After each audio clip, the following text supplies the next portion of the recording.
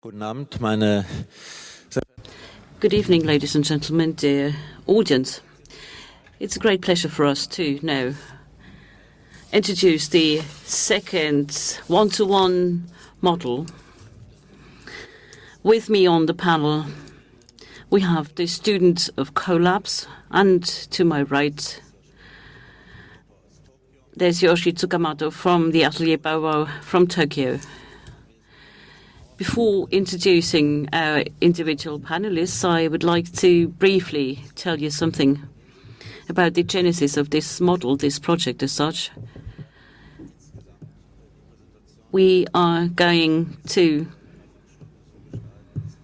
sort of work in a way during the next 45 minutes that we first of all highlight the process that has taken place. So step by step, we are going to reiterate or look at what has happened over the last 12 months between the various actors. Let me come back to the title of our overall project, The Housing Question. The housing question is a direct quotation from Friedrich Engels in his comments and articles that he published at the beginning of the 1870s. He stated that the housing question is not only unsolvable within the market. He said that oftentimes it is not properly described as an exploitation of the tenants by the landlord, which is equal to the exploitation of the workers by capital. He refutes this thesis of exploitation and describes in a much more precise way and in conformity with the market that the tenant is a client for the landlord. He pays for a commodity given to him. And that is why Engels doesn't criticize the tenancy model. He doesn't think that everyone can be an owner and this housing question would be solved due to that. He says that the question of scarcity of supply of flats and increase of rents is a market phenomenon. There are certain factors like speculation, land value, who are very important in that respect. And the political question of ownership of land, of course, is the fundamental issue that needs to be solved if you want to solve the housing question. Other than that, he says that the scarcity of housing and the gentrification processes will happen inevitably. As we've heard by Reinhard Martin and others, scarcity of housing is always a very important aspect of the housing question. In our case now, we have a collective of students, and students are not innocent markets participants in the gentrification process, because those students are in search of housing. Usually they have a low income, and on the other hand, they are very, very flexible people, tenants that come and go very often, and they dynamize the rent market as clients. And as fluctuating and flexible customers, they can come and go quickly, and that is why they are an important force in gentrification. Students don't want to live in the periphery. They rather would like to participate in the cultural life of a city they study in. They're not geared towards a house in the suburbs. They rather accelerate the displacement process in the inner cities. So they're victims and perpetrators at the same time, and the students know about that. And somehow they have to deal with that situation. And these were the questions that we had on our agenda at the beginning of the project. Like, for instance, we thought, can we build more student homes? And it's not so easy to do that, because this is not might not necessarily be the model, the preferred model that student homes are being built either by the state or privately, because there are also parents who buy flats for their children as soon as they start studying. There are even some kind of hostels where students live. So we are not talking about those large-scale models. Our question is, if we don't believe in such a one-fits-all solution, and if we still believe in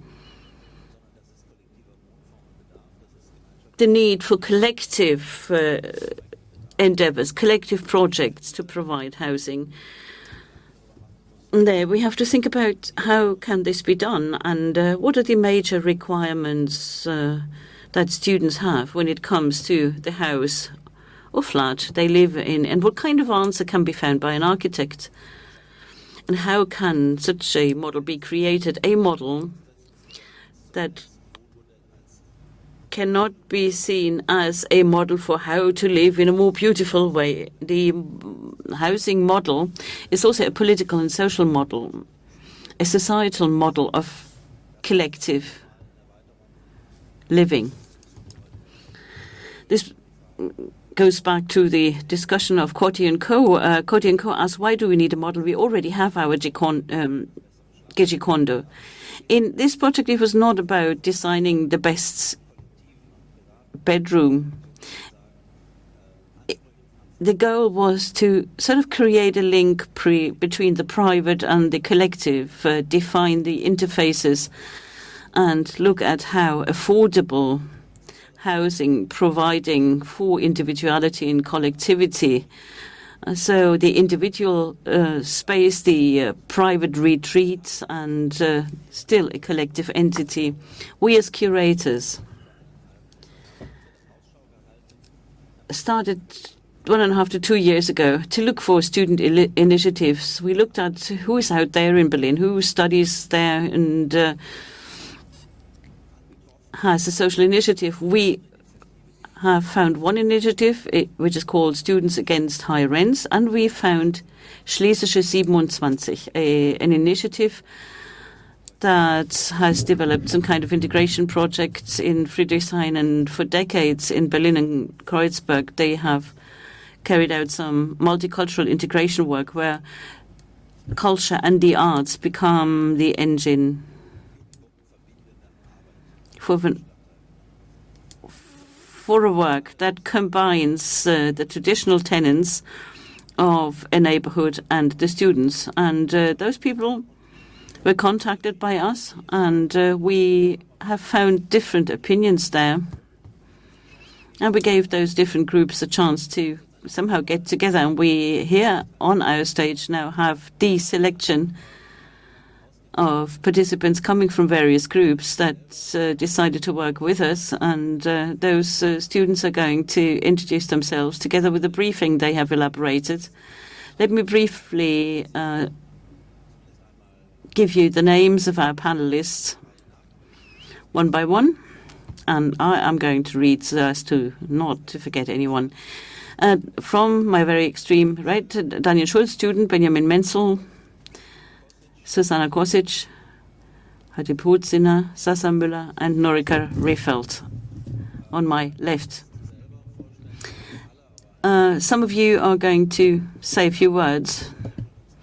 You will have one or two speakers, so to say, that you will explain the briefing that you have elaborated to sort of commission Atelier Bow-Wow with the task of developing a model for you.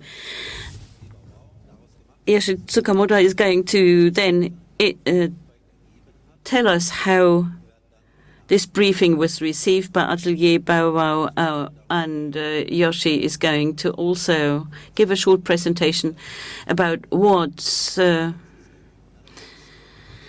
Atelier Bow-Wow does regarding the development of housing models beyond the commodified market. And then we are going to also have a discussion with you where the members of Kolabs are going to show images of the appropriation of the model. So the whole process of appropriation might be discussed later on in the future. So, but first of all, I'd like to give the floor to you.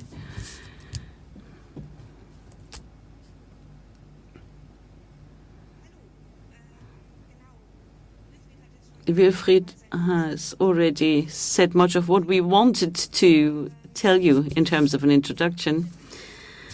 We are quite a heterogeneous group consisting of 2 initiatives who were initially asked to participate, but we are even more diversified. Some people who were involved in another initiative, like self-organized cafe, student cafe, and they asked people, and at the end of the day, there were 6 people as a working group. A year ago, we met for the first time as a working group, and I'm explaining this because it's so typical for the group of persons that we represent. As it was said in the introduction, we as students are constantly in a mode of change. We constantly change the place and way we live. So students and people in vocational training and people in education in general are usually not very stable. We included a number of people in vocational training because we did not want to just include students, so to say, the academic level.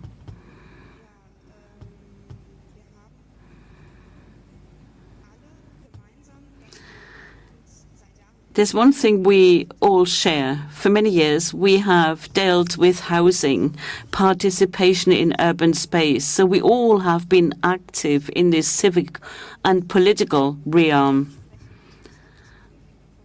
And so our briefing was also characterized by a number of political moments. The briefing, of course, was our first goal.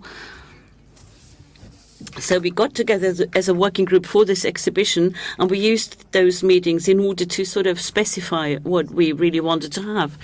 In that briefing, we looked for new opportunities for housing, designed specifically for people in training. And so we, first of all, analyzed what means housing for such a group of persons. We looked at hostels, housing projects, where people worked as a group. And we said right from the start, we don't want to have just individual apartments. We want to have some kind of collective residential space. And we looked at what are the typical problems, also in terms of architecture, that we see, and what are the typical opportunities and synergy effects that could be used. Then, of course, we wrote our briefing and we formulated our conditions. We said it should be a group of 30 people maximum. This can still be handled. And in the presentation we've just heard, we already heard one of our wishes. We want to be in the inner city.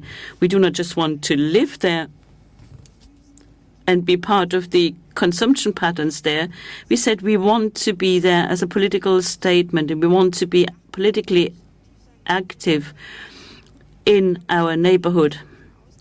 That is to say, we right from the start thought about an exchange between us as a group, as inhabitants of our house and the city, the surroundings, the neighborhood. We said we are absolutely clear about not wanting to be a gentrification engine. But we know that this is very difficult. What is essential for us is to think about how can a community be created in a house without thinking about ideals. We looked at a number of activities that should be integrated in this architecture. So typical activities like producing together and sharing objects we own, exchange, communication, reflection, learning, planning, but also leisure time activities. So that all sounded very efficient, but we also said, well, it must be also possible in that community space to just be there and feel all right about it. Retreat and individual and privacy is very important in spite of our collective mindset. Based on that, the briefing was developed, and we are very grateful to Atelier Bow-Wow because they implemented our briefing. They did not provide us with a ready-made model only. We thought about this model together, we modified it, and at the end of the day you will be able to see the results of our work in the exhibition. It's a model, a one-to-one model, just designed for 6 persons because there's not enough space in the exhibition to just house 30 people there.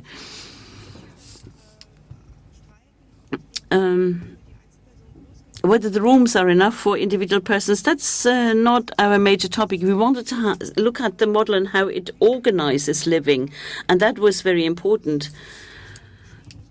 The briefing includes many other items that we cannot talk about right now, namely what will be the potential tenants. We have tried to focus very much on the principle of solidarity. We said, why not make available rooms for some people who cannot afford a house, and how to find funding opportunities for people who have major financial or political difficulties. Like we said, refugees should be welcome as well, as an idea, of course, first of all. Then we looked at the size of the groups, the funding opportunities, and we also took into account aspects of sustainability, but all of that cannot be highlighted. But Sasa is going to, first of all, introduce the Spatial Program, so you get an idea. Based on these wishes that we had formulated and these demands, we developed the Spatial Program, which is a good reflection of the community that we want to have. In that Spatial Program, there are different areas that we thought would be important, equally important for all of us. Private spaces for each tenant, for each inhabitant. Community space that should be differentiated depending on the situation when they're needed. Of course, we need the functional rooms like kitchen and bathrooms that we would like to share. And we also want to have a multi-functional area which is open to the city and allows the city to come into the house. A major idea at the beginning was the image of a big table where all 30 people, or 6 people in the case of our example, could get together, sit around the table. And the table would be the center, and we said, well, the table must be at the heart of the house, so to say, in the center, and the private and functional rooms must be located around that table. The table, first of all, was just a symbol, but is now an object. So between this middle room with a table and the other rooms, we wanted to have also other community spaces to provide the inhabitants with situations and opportunities depending on the type of activities and the time of the day. Should the space be small or bigger, darker or lighter? We wanted to use those spaces so as to avoid long corridors, empty-looking corridors. We called these spaces in between interfaces in our briefing because these are the spaces where you can develop a diversified life, where you can be together as a whole group or just with a friend or just on your own. These interface areas should allow for certain activities like living, sharing, communicating, working, like Eleonora explained. Then we said, since we have so many common spaces, we don't need a big 20 square meters room. You can have a smaller sleeping area because many of the things you need to do, you can do it with your peers in the community. And we wanted all activities to be somehow linked, and we said this house will be an open project. We don't want to have barriers, no keys, no locked doors. We want to be able to introduce to others this common project, and we wanted to have a situation where many different areas exist, that the occupants or the residents can appropriate. And we wanted to encourage people to appropriate this design, this structure. The private spaces were discussed as well. We said we want to have a cave, atop of a tree, different situation. We said, yeah, we're not all equal. People have different ideas, and maybe we have a situation where you can look for the room that corresponds best to your wishes. And the idea of being able to extend, build on your own, was also important. We thought of a structure that is expandable, extendable, so to say. You can appropriate this structure and extend it further. And if you're good, you will more and more sophisticate this structure. Then I also mentioned the multifunctional room open to the city. We wanted this room to have more functions than the community rooms for the inhabitants. We wanted to have an open space for creative work, and the community itself was to design how to use and when to use that room. We thought that this would always be an open room where the public has access to our house. That is to say, if the project will be built, it is not yet built, but if it were built, then we would position this house somehow to the street, so it's open to the city. And we also wanted the community members to be flexible and organize events like theater performances, workshops, parties, a cafe, or maybe even groups from outside could come in and organize an event there. So in a way, this was to be an urban space within a private house, so to say, where people from the city can join. At the end of the day, we said we want to have a very diversified structures, both in terms of space and functionality. We wanted people to use their resources, share their resources, use their creativity, be able to learn from each other and just be together. Ulrike and Sasa, thank you. Before I give the floor to Yoshi and ask him to introduce his model, I would like to ask our technicians to provide us with a tool. We'll switch to English now here on the stage. I'm very happy that you accepted to work with us, Yoshi. Yoshi Tsukamoto is partner together with Momoyo Kaijima of the Japanese architectural firm Atelier Bow-Wow, a very known one, and I will not expose now projects of them. I think Yoshi will explain his work through the projects or through the references he gives of their approach. Atelier Bow-Wow in Tokyo is working since '92, so for a long time, and it's an impressive work that they have done, especially in the field of urban density and the questions of the collective versus the individual in housing and neighborhoods. So I would like to invite you to start your speech. Okay. Thank you. Thank you for introduction. Yeah, it's I have to do quickly because otherwise you audience forget the brief of of urban forest. Is it better to start talking about the maybe it's better to talk.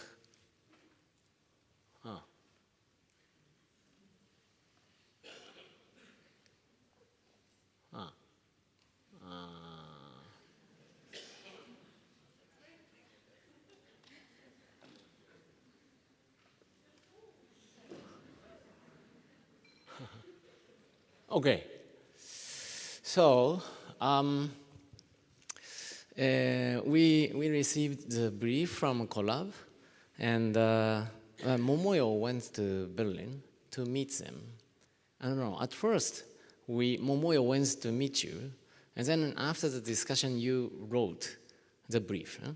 And then I received it in Tokyo, and then read it, and then okay, and then I found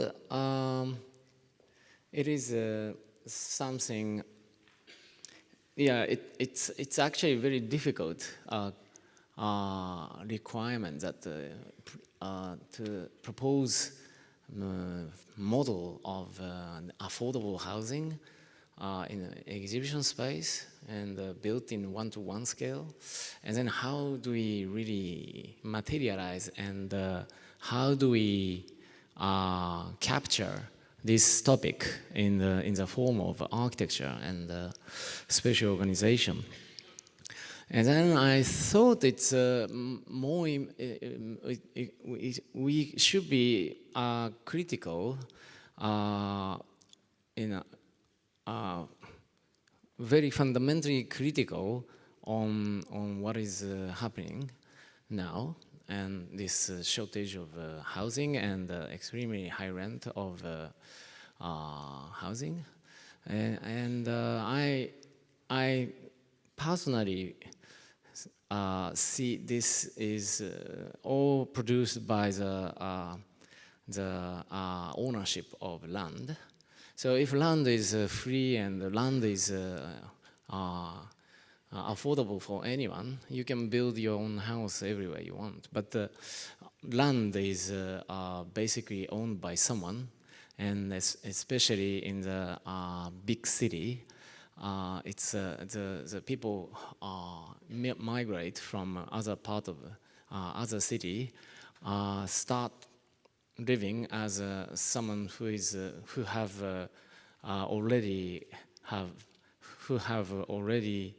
already have some sort of loan, because you don't have land, you don't have apartment, so you have to pay. So it's initially you are someone who are loaning, who are working for loan. Yeah.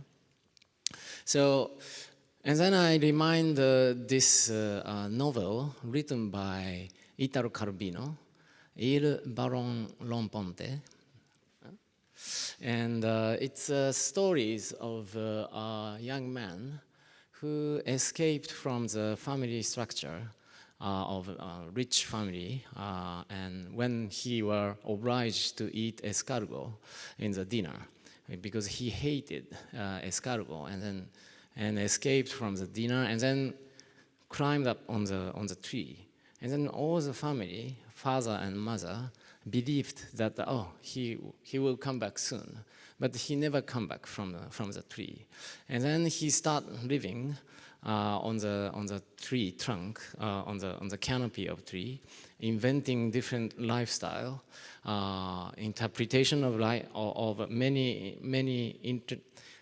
he invented many interesting things on the tree to keep him living on the tree. And I found that this story is kind of a allegory of criticism on the land ownership, and how land ownership produce social hierarchy and segregation between rich and poor, and then how he was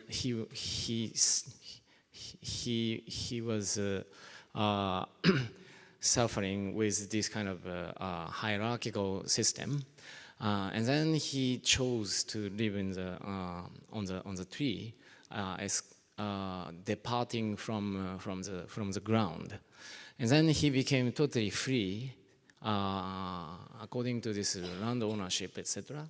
So he in the book he also play a very important role of revolution of the region. And he also worked together with Napoleon. Very interesting story. So, and then I found, okay, so it's like then I really want to introduce this metaphor of Il Baron Rampant, which is an allegory of criticism against land ownership for this project. And then I imagine to throw the sleeping capsule up in the air in the provided area in the exhibition space, and then create an intermediate space which receive the hobby and also the working space for each individual, and also they can invite friends. And then ground level is totally open for anyone, very public. So this becomes a it is a basic idea. And then if this kind of tree living on inhabitable tree are repeated, creating a kind of a big central hall, it can be forest. So it's called urban forest. And and then in order to interpret this kind of idea, this is my house, house and Atelier Bow-Wow.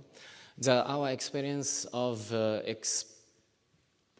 exploration of a vertical space for living helped a lot. And so, as you know, in Tokyo, the house is very small. Today's discussion, yes, it's a very interesting discussion, but basically, you want more space than Japanese. So this mindset is also pushing the rent of the housing. If you change your mindset, maybe you can reduce the price. Huh? So this is it's a house with office. Downstairs. There are two levels for office, and then upper level. This is a house for us. And then intermediate space is a kind of mixing chamber between office and the house. So any kind of new strange behavior, not strange, but mixed behavior can be observed in this space. We moved into this house 10 years ago, and until that moment, I and Momoyo lived in a 39 square meter apartment. Very small, 20 square meter per person. And, but I think this is a not so extreme example. Many people are trying to live in a very limited space in a very delightful way. So it's also some sort of skill. You need skill to live better in a limited space, also explorating the verticality of the space. Okay. And this is a very early phase of our proposition. And so the idea is making different size of capsules. So, do you know capsule hotel in Japan? It's a very it is some sort of remains from metabolism.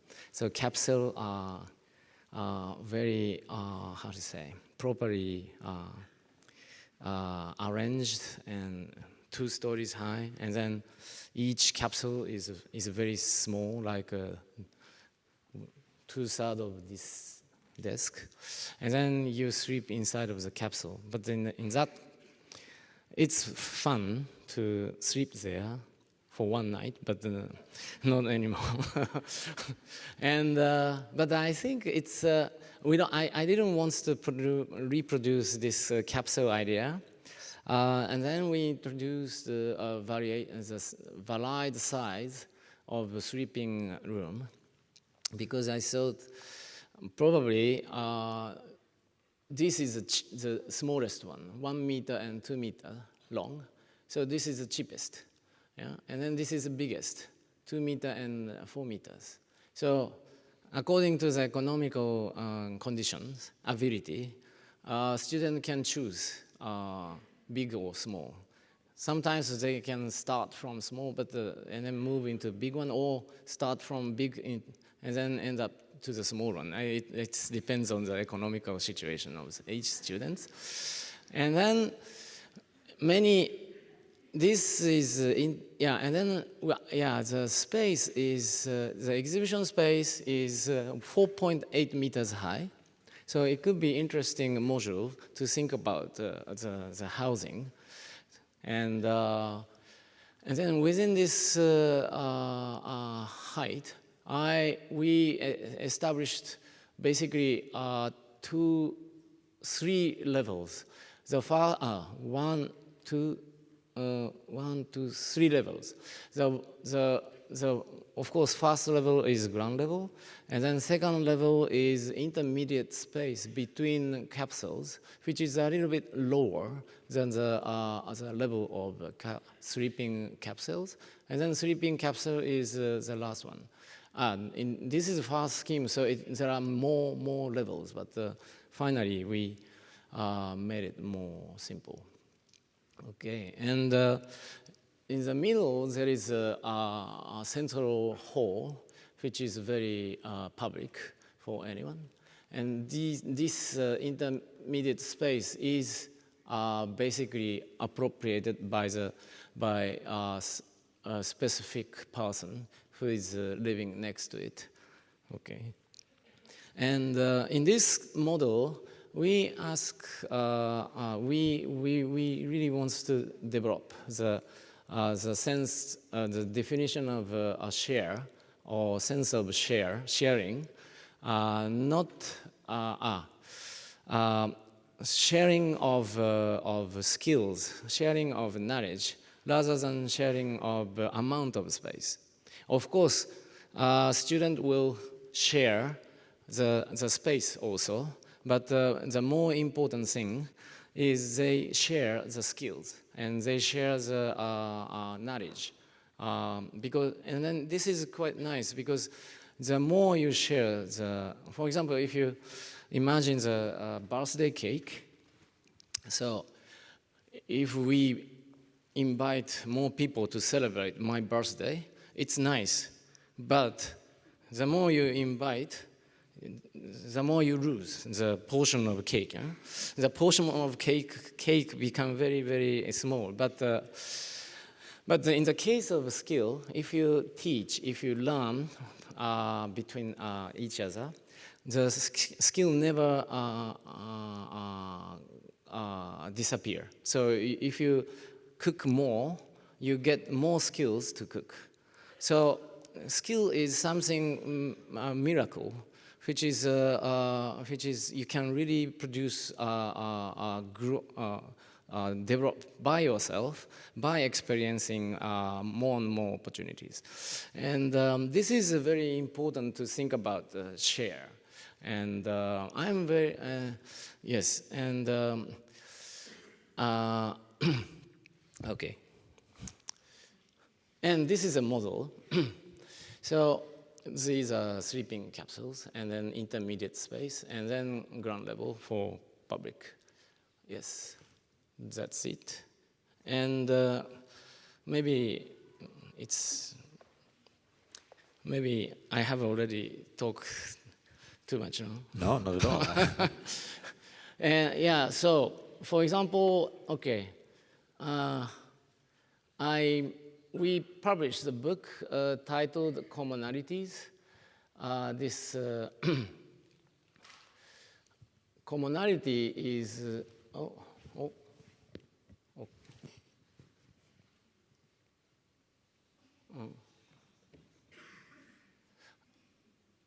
okay. So, commonality is is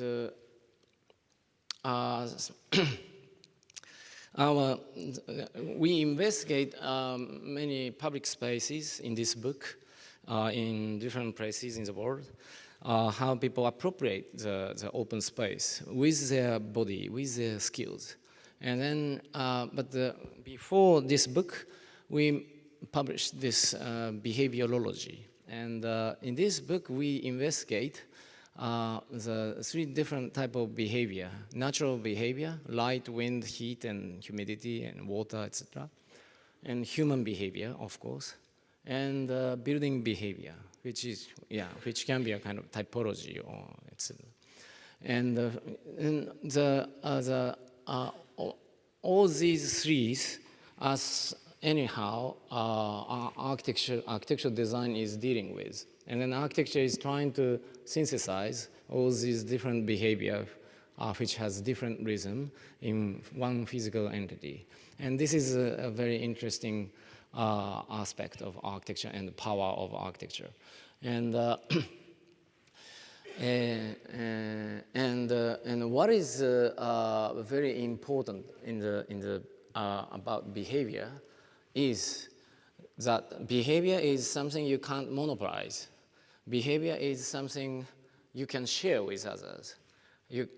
Behavior of the light, it's based, light behave based on the physical principle, but you can't monopolize this behavior. It's because it's behaved by itself. And people also behave. If they have certain skills or certain experience in their body, if the circumstance is set, they naturally start behave. And building also. Typology is it's a kind of another form of behavior which is materialized in the form of architecture. And it's repeat in the same street, and then it's repeat time after time. And so it's all about reproduction and repetitions and rhythms. So we found this is extremely important resources for architectural design and space design. And then we start thinking, okay, behavior can be a shared resources for anyone to create commonalities among us. And then this book focuses on this aspect of space. So I like to show some example, some investigation of public space. This is in Copenhagen. The people are sitting on the sidewalk, leaning on the stone balustrade, enjoying the sunset in very late summer. People on the bike already wear the jacket, so it's a bit chilly, but the people on the side of the balustrade, they wear just t-shirts and sing songs and drinking beers, etc. So what is happening here is they are enjoying the heat radiating from the stone balustrade, which is absorbed during the afternoon, and then they can enjoy the sunset at the last moment, until the last moment. So I found it's quite interesting because there is a synchronicity of heat behavior and human behavior. And they naturally found that this behavior can be utilized for their better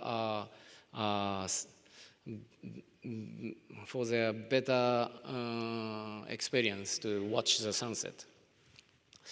And then this is another behavior which is very typical in Japan in the early spring.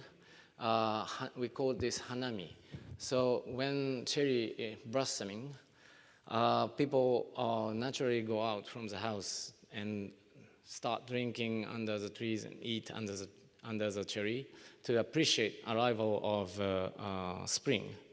And yeah, this is a very cheerful moment of Japan. So if you visit Japan, please choose this season. People are so cheerful. Yeah? And there is no one who asks them to come. And they really naturally to come and then bring their daily behavior to synchronize the annual behavior of cherry. So it's, this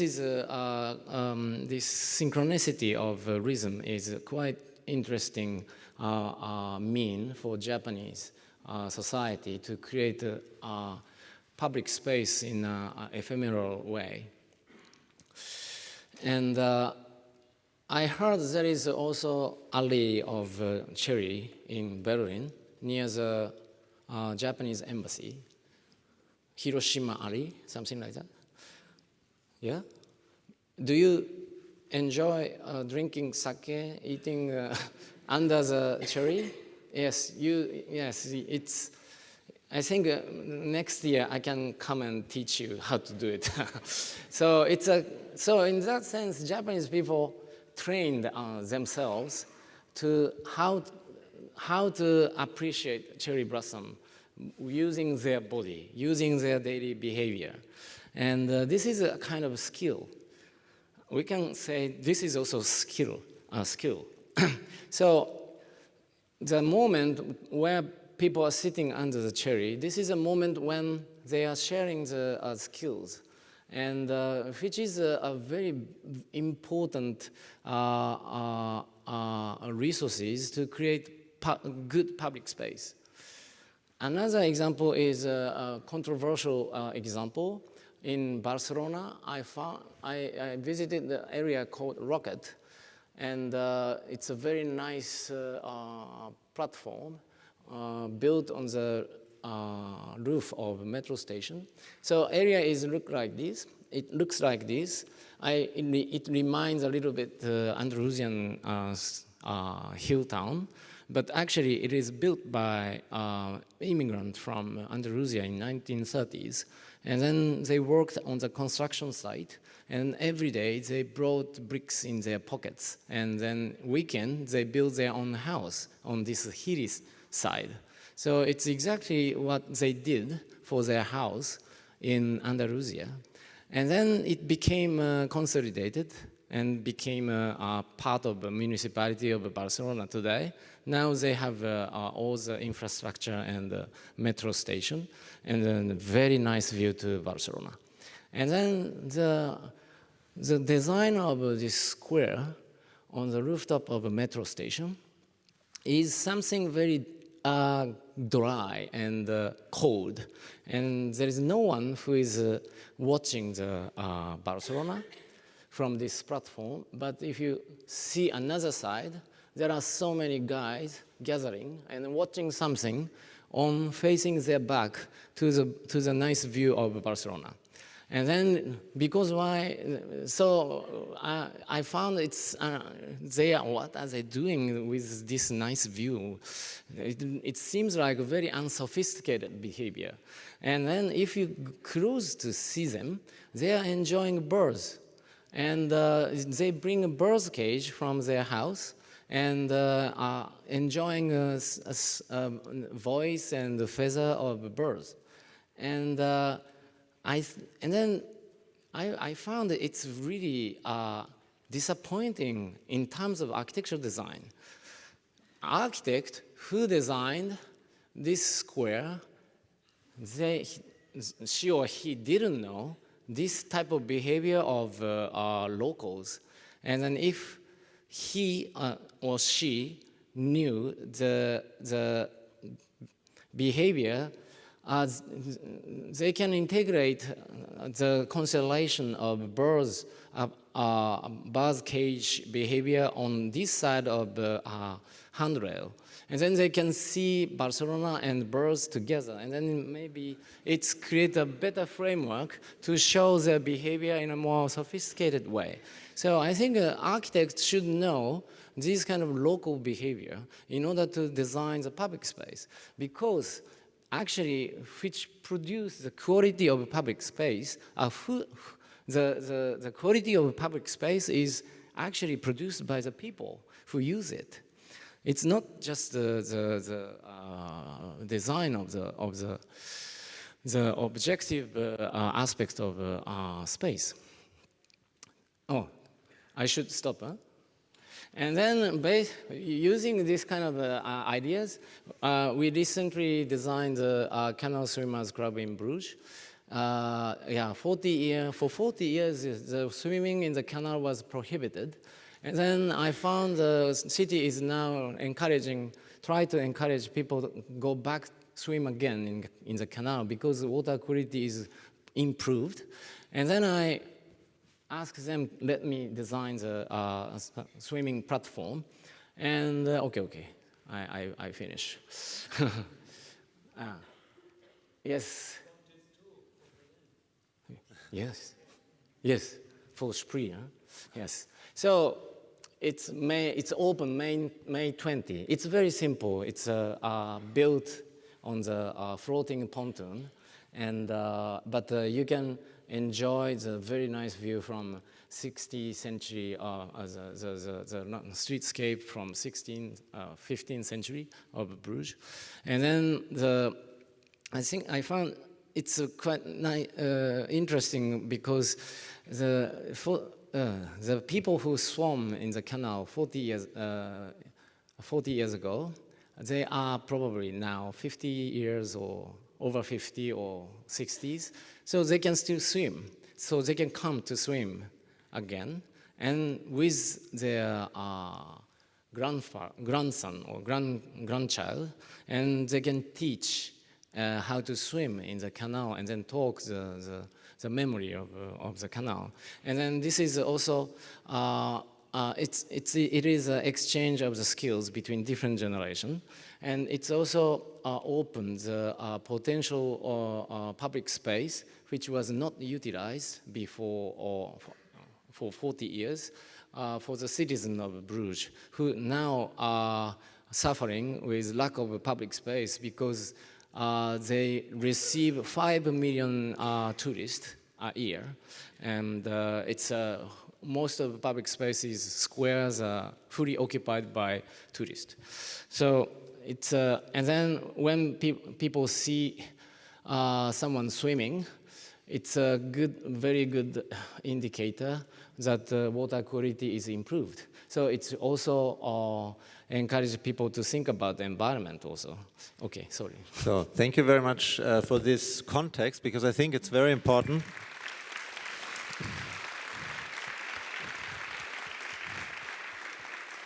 To understand that architecture is much more than building, and it's actually about the relations and the spaces and the people who use these spaces. And I think in this sense, we may now see the last slides that Kolabs will present of their appropriation of the model, which is a decisive part and has been conceived together as a decisive part of the.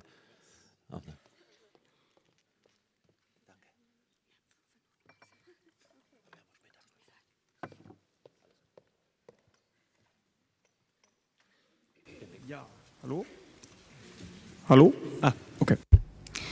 Okay.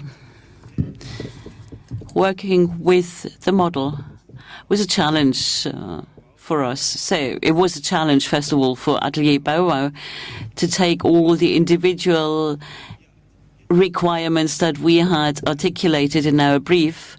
It was a challenge for Atelier Bow-Wow to turn all of that into architecture and in the context of an exhibition on top of that. And after this process we designed with Bow-Wow, we were supposed to come to the exhibition hall, see the structure there, which was supposed to just provide a frame that was made available to us for us to implement our concept of living and working together. So it all took place on 3 levels. First of all, getting in and thinking. How can we visualize our ideas there? How do we appropriate this space? What do we do with it? And of course, you shouldn't forget this is a model, and it does not only have a specific number of inhabitants. The holes you see in the wall are a representative for the fact that we have an open structure, that the whole frame becomes alive, turns alive because of the inhabitants. And so we have tried to develop the structure in accordance with our needs. The things that were not there in the model, but that were important to us, had to be brought in. So we had to program the space in a way.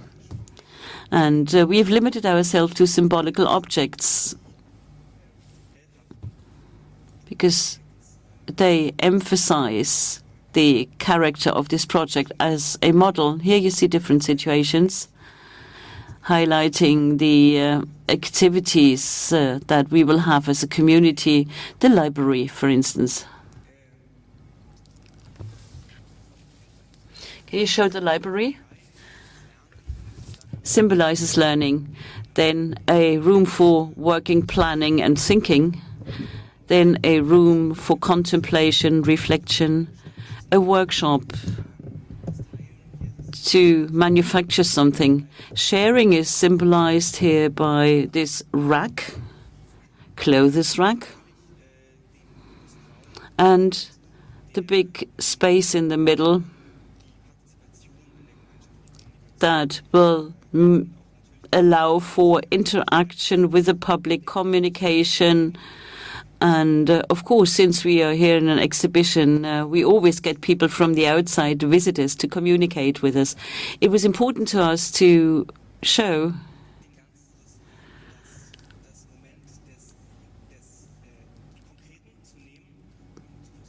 that here we use the concrete objects, but make it readable as a societal concept. And here we also wanted to focus on the identity of the users and how the skills of the inhabitants are combined to develop something new, something that is good for the community as a whole. So on the basis of this architecture created by Bow-Wow, we were able to unfold our activities. Well, we started a little bit later and we are behind schedule, but I also would like to use this opportunity to, first of all, ask Yoshi once again. How about this process that took place, the model and the placement of the one-to-one model in the exhibition and the appropriation of Kolabs? How did you experience that? What do you think about this process? And I hope we will then have the opportunity to include our audience and take up one or two questions. Yoshi.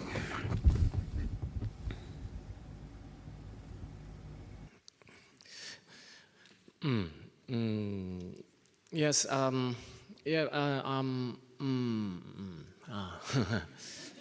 Yeah. No. It's a kind of a cooperative type of.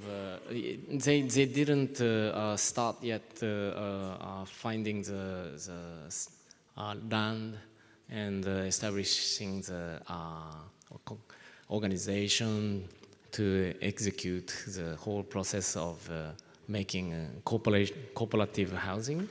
But I think it's very similar to a kind of very, very early stage of this type of construction housing project which already happening in Berlin or in Germany. And then, but for me, it's quite a nice experience because housing is for a long time. Yeah, okay. The beginning of housing was something to respond to the lack of apartment who migrate from outside of the city to work as factory workers. And so this is the period of Engels. He wrote this kind of things. And then in order to fulfill the number of rooms, houses, the people are just treated as number, as empty body. People who don't have any kind of skills. And then if it's set in the social housing context, so each room, each individual should be equally treated, then it's accelerate more this tendency that planning try to people as a very generic person without any differences about skills. They don't care about these kind of things. Architecture, the planning theory of housing didn't try to ignore that kind of details, because if they start dealing with these details, it takes so long time, and then construction became very complicated, and then it became very expensive. So in order to produce the number of houses as quick as possible, the theory of housing tends to ignore these details of different individuals. But now I think we should do totally opposite. And so we have to, in this kind of project, we firstly meet people who wants to live in this place, and then knows who is good at carpenter, making furniture, who is good at writing, who is good at cooking, etc. And then based on these different skills already embedded in the body of each individuals, we can imagine some sort of synergy effect between peoples living together. And then this is, again, housing, but the direction is very different. So the previous one, to fulfill the number of houses, it's the concept of housing is preceding yes, how the concept of housing is first, and then space follows it, or space try to materialize it. Architecture try to materialize it, and then people come in and then start behaving on complaining many things. But what we are doing now, I think the process became upside down today. So behavior first, the skills first of each individuals, and then we create. We try to create a kind of synergy, better framework to let their skills perform better, and then it becomes housing. So the first one is a very modern model, and then this type of space is called institutional space, and then the latter one is uninstitutional space. And the space produced by the relationship between different behaviors. And I'm very happy to work in this kind of process, because this is the first time that I can really show how housing can be built, can be designed, can be imagined from meeting with people. Yeah. So we really get this idea of a model that is much more than just a spatial model in terms of the physicality of the space. It's a model of behavior, it's a model of relation, and it's a model of working also. So I think this is an interesting aspect, and also your remark that maybe we should not be so fixed on numbers, but maybe think also of small and big in other terms, not only in economical terms, but in terms of skills. I would like now to ask the audience if there are any questions to our participants here on the stage. please come forward.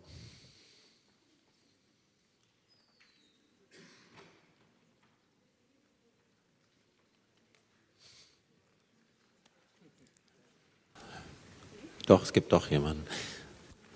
There's someone over there, although it's late already, I know. What happens with the model after the exhibition?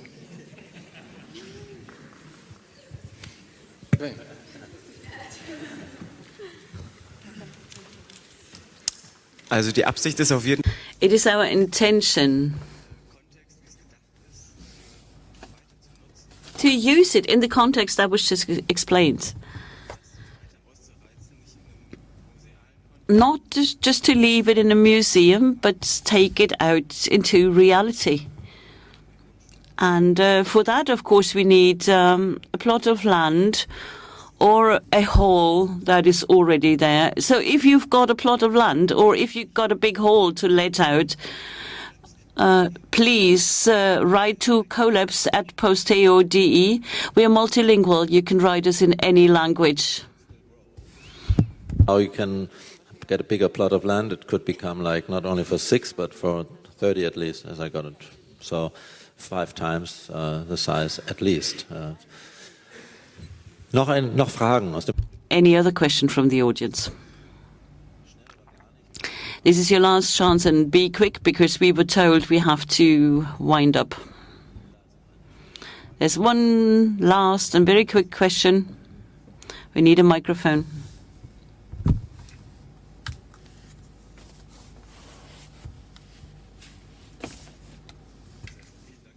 First of all, thanks for this explanation. Thanks to the architects and the group. My question goes to the curator this time regarding this exhibition, because all the things that were told here are things I cannot read. There's no information in the exhibition, neither for this model nor for the others.